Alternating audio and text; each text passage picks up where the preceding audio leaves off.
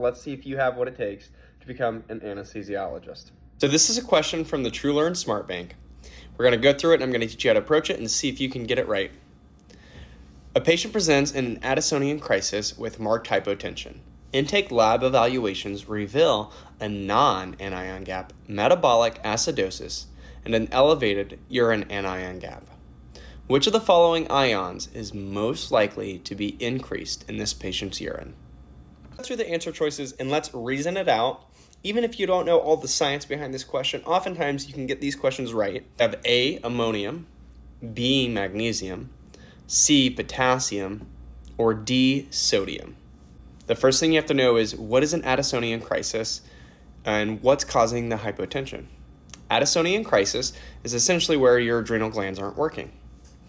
Oftentimes you get hypotension because you're not producing the steroids you need, such as aldosterone.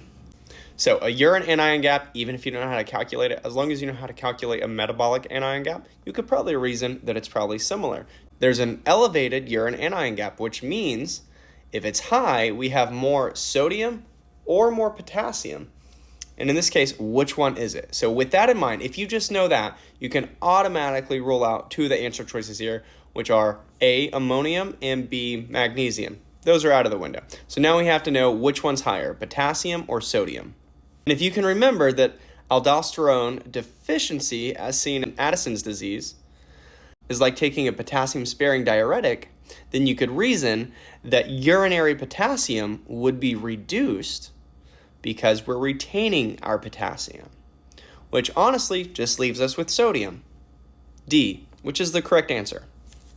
What I love about TrueLearn, though, is that it gives this wonderful ELDR on why this was the right answer.